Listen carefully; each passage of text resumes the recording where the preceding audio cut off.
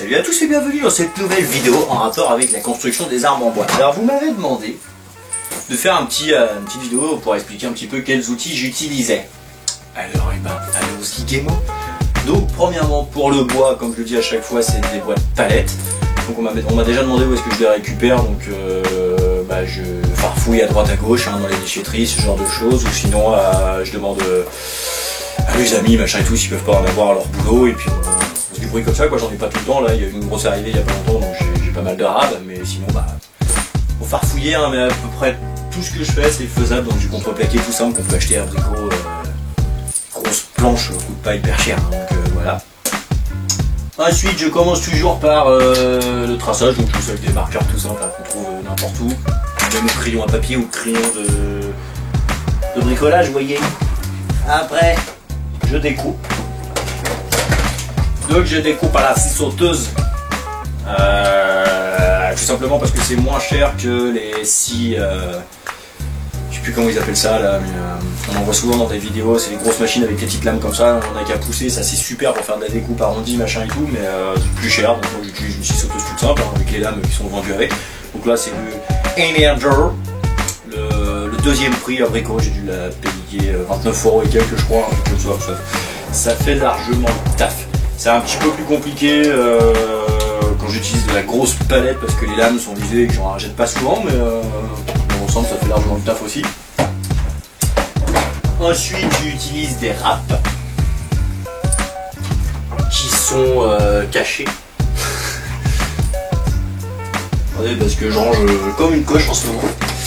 Donc voilà, des râpes toutes simples. Donc au départ j'utilisais celle-là qui c'est vraiment le premier prix, ça doit être genre 2 € les 3. Donc vous avez une plate, une arrondie et une queue de race, qu'on appelle ça. Une queue de race, c'est les toutes rondes, donc des râpes toutes simples.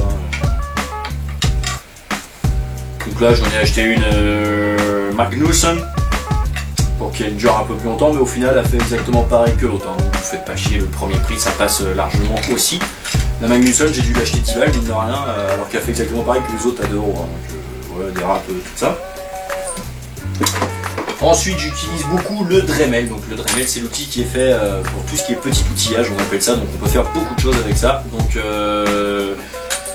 bon, celui-là c'est la marque un petit peu au-dessus, la marque Dremel. Sinon il y a les tout simples de base qui doivent coûter 10 balles aussi, comme ceux-là qui font largement le taf, sauf que plus on leur met dans la gueule, moins il dure longtemps. Forcément celui-là il dure un peu plus longtemps, en plus est sans fil, donc sur batterie, ce qui est quand même un petit peu plus pratique étant donné que je travaille beaucoup dehors. Et le petit outillage, il y a toujours des petits outils qui sont vendus avec, sinon vous pouvez acheter la boîte d'outillage, le coffret d'accessoires qui va avec.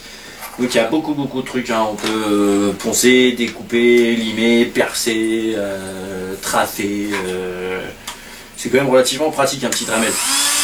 Donc moi bien souvent la seule fonction que j'utilise c'est un petit éclair dedans, c'est du papier à poncer qui est vendu avec, sous forme de petit papier à poncer comme ça, qu'on a juste à mettre sur l'embout et puis après ça tourne tout seul et ça ponce tout seul, c'est magique. Après pour le papier à poncer, je prends le premier prix aussi, je me fais pas chier à prendre différents grains, différentes tailles, machin et tout. Là on fait pas de... Merde, je te fais tomber, on fait pas de l'ouvrage vraiment... comment dirais-je, vraiment clean quoi, donc on se fait pas chier, c'est surtout dans le métaux, on utilise plusieurs grains de papier à poncer, c'est plus simple. Là pour le bois honnêtement c'est juste pour les bavurer moi, donc du papier à poncer tout simple, que vous avez en gros tas de feuilles comme ça, là c'est du 230 x 280, gros grain, 25 feuilles, donc vous voyez je suis toujours sur la même feuille depuis au moins 8 arbres. Donc c'est largement suffisant. Après pour faire les trous, une perceuse toute simple, où moi j'utilise ma visseuse dévisseuse. Comme c'est pour faire des petits trous quand elle est bien rechargée, ça suffit largement. Après pour faire des trous propres, on utilise pas des forêts traditionnelles. On utilise les forêts à tête plate là, mais je sais pas où il est. Il est là. Je sais pas comment ça s'appelle, mais on utilise ça. Ça fait des jolis ronds bien propres et tout, donc il y a différents diamètres, moi c'est du 16. Mais c'est pas de donner mine de rien, donc j'en ai que un. Et c'est pas forcément fait pour les perceuses, c'est un embout de... je sais plus comment ça s'appelle ça, mais... marteau piqueur, je sais plus comment ça s'appelle, mais ça fonctionne très bien sur les perceuses. Donc dans ce side. Après, ce qui est pas mal, c'est quand on a des perceuses sur tour, là, les grandes perceuses, on a juste à faire ça, c'est super, mais ça coûte la peau du cul. Ou dedans, on peut avoir les triangles avec différentes tailles pour faire des trous différents diamètres, c'est super, ça, c'est ce qu'utilise Super Conneries. D'ailleurs, si vous aimez les constructions d'armes, je vous invite fortement à aller voir ce youtubeur que vous connaissez peut-être déjà, il est beaucoup plus connu que moi. Enfin, beaucoup plus connu, il est connu par rapport à moi. Et il fait vraiment des très bons tutos d'armes, mais lui, c'est plus en métal ou ce genre de choses, donc mais ça demande plus de matériel, plus de technique et tout, donc je préfère le bois, c'est plus simple. Voilà, ensuite des clous traditionnels, des vis traditionnelles. Pour la décor, bien souvent j'achète des petits rubans qu'on peut trouver en papeterie, ou alors des bouts de ceinture ou ce genre de choses. Ceinture en cuir, ceinture en tissu, c'est ce que j'utilise bien souvent pour accrocher, par exemple, comme sur celle-là, comme sur la dernière là, pour accrocher aux manches. Avant je mettais de la colle, néoprène toute simple. Et j'ai plus de batterie. J'ai coupé à cause de la batterie. Je disais donc. Avant j'utilisais de la colle néoprène pour les coller. Après je mettais des punaises. Et là bien souvent je mets des tout petits clous que j'enfonce comme ça. Au moins on est sûr que ça tient, ça se barre pas en couille. C'est classe. Mes petits squelettes, je les ai commandés sur Wish. Le site chinois. Sur internet là on peut commander tout plein de trucs. Donc j'ai un paquet avec plein de petits trucs comme ça dessus. Il y a pas mal de trucs d'ailleurs assez sympa. Pour la déco. Après, des fois j'utilise des scies traditionnels ou des scies à métaux, comme par exemple quand je mets des vis comme pour la faux là où il faut couper les vis, parce que j'ai pas de lapidaire, j'en avais un avant mais il est mort. Du coup je fais tout à la scie à métaux, hein, ça coûte pas cher et c'est largement suffisant pour couper des écrous, enfin des vis. Voilà, après j'utilise vraiment pas énormément de matériel. Hein, mes oreilles je les bouge pas, je pris des lunettes traditionnelles, c'est mes lunettes d'airsoft en fait, mais des lunettes traditionnelles de balles à abricot, ça fait le taf pour éviter d'avoir des copeaux de bois dans les œils. Les gants pareil, j'ai dû les acheter 2 balles à abricot. Voilà, après qu'est-ce que je peux vous dire d'autre, je fais vraiment ça avec le strict minimum. Encore avant je le faisais sans Dremel, je faisais tout à la main au ponçage juste à la rafle, mais le Dremel c'est quand même l'outil assez sympa pour gagner du temps et faire des jolies finitions, quoi. C'est vraiment, si vous devez mettre le prix dans quelque chose, si vous voulez vous lancer dans des armes en bois, ça serait là-dessus. Honnêtement, c'est ce que j'utilise le plus. Après, le seul problème, c'est que les petits embouts ont tendance à vite s'abîmer, du coup, j'en rachète assez souvent, mais bon, c'est pas excessivement cher. Voilà, après, pour tout ce qui est déco à la con, je vais voir à droite à gauche dans ce qui traîne chez moi, et puis je fais marcher mon imagination. Hein. Après, les bombes de peinture...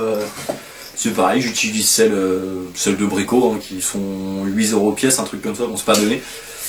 Mais c'est tout support et ça tient bien. Donc voilà. Qu'est-ce que je puis vous dire d'autre? C'est à peu près tout. De toute façon, en règle générale, j'ai des outils de base, mais j'ai pas vraiment de gros outillages, donc je fais vraiment tout au plus simple. D'ailleurs là je pense que dans pas longtemps je ferai un tuto où je ferai une arme en bois avec juste un couteau parce que ça m'a été demandé il y a pas longtemps. Mais je le ferai pas dans du bois de palette bien évidemment parce que découper une palette au couteau ça va me prendre longtemps. Donc je ferai ça dans du bois de forêt, hein, j'irai en forêt récupérer du bois. J'essaierai peut-être de faire une arme en verre, dans du verre aussi, parce que j'ai vu la dernière arme justement de Super Conneries où il faisait ça dans du verre. Et je me suis dit pourquoi pas, parce qu'il m'en reste d'une ancienne table des gros morceaux qui me servent à rien. Pourquoi pas essayer justement, se lancer un petit peu dans quelque chose. Et j'essaierai aussi de faire le tuto justement, quelqu'un m'a demandé de montrer comment on faisait pour tracer au Dremel. Enfin, pas vraiment pour tracer, mais pour graver. Parce qu'il y a un embout spécial gravure pour faire des traçages dans le bois et tout, et j'ai encore beaucoup de mal. C'est pour ça d'ailleurs j'ai acheté, on m'a offert ce Dremel là qui a un petit embout pour remettre la main en fait, du coup on peut le tenir comme un stylo et c'est plutôt pratique. Et j'essaierai de faire ça incessamment sous peu, peut-être demain parce que demain je travaille pas, du coup j'essaierai peut-être celui-là. Donc voilà, voilà à peu près le matériel que j'utilise, en tout et pour tout, vraiment en comptant le gros outillage et tout, j'ai dû en avoir pour une centaine d'euros le tout quoi, et j'utilise ça depuis le départ. J'espère que la vidéo t'aura aidé, hein, toi qui m'as demandé, et n'hésitez pas à me demander d'autres choses ou à me poser des questions encore dans les commentaires, hein, je réponds assez vite en règle générale et j'essaye de faire assez vite les vidéos qu'on me demande. J'aime bien qu'il y ait du... C'est mes amis qui me parlent, qu'il y ait du dialogue entre nous. Et dans pas longtemps d'ailleurs, bon ça sera pas en live, hélas parce que j'ai toujours pas récupéré les connexions pour les lives. Enfin j'ai une connexion internet mais elle est pourrie en fait, donc ça suffit pas pour faire des lives, mais genre j'en lancerai une FAQ dans pas longtemps. Et normalement si tout va bien on devrait sortir des nouvelles vidéos de web radio où on fera des débats pour l'instant entre nous et après en live avec vous. Sur n'importe quel sujet qu'on vous demandera en commentaire. Et on fera aussi des web radio punchline comme j'en ai sorti une il y a pas longtemps là, mais sauf que là ça sera entre nous et ça sera un peu plus violent. Un bébé d'alcool et tout avec la petite bande de la team Nara, bref, on se fendra la gueule. Allez pour le vernis, parce que je vernis les armes, bah, j'utilise n'importe quel vernis, hein, honnêtement. Partez pas dans des trucs super wall again parce que le vernis c'est cher mine de rien. Là celui que j'utilise en ce moment c'est du vernis couleur Wenge. C'est-à-dire qu'il a une couleur un petit peu foncée, il n'est pas incolore. Ou sinon juste du simple, je sais plus si il me reste là, mais du simple truc pour traiter le bois. Ça laisse pas une jolie couleur comme le vernis, mais ça donne un petit côté brillant quand même, un petit peu plus sympa et ça coûte moins cher. Donc voilà. Si vous avez des questions, n'hésitez pas, j'espère que cette vidéo vous aura aidé. Quant à moi, je vous fais des big bisous et je vous dis à très bientôt pour de nouvelles aventures. Bye bye. Et ça, je le remets. Alors, je pense qu'on ne la voit pas à la vidéo, d'ailleurs on ne me voit même plus moi, mais sur le mur j'ai une araignée depuis un mois que j'ai appelée Brigitte et qui se promène dans mes armes. Et il n'y a pas longtemps, Brigitte, elle a capturé dans sa toile un perce-oreille, les espèces de bestioles bizarres avec des petites queues comme ça là. Et le perce-oreille, il était caché dans le bandage de mon zampa couteau. Et j'ai eu trop peur quand je l'ai pris. Voilà, c'était la petite histoire qui sert à rien. On s'en bat les couilles, on s'en bat les couilles, on s'en bat les couilles. Allez, boulot. Ah.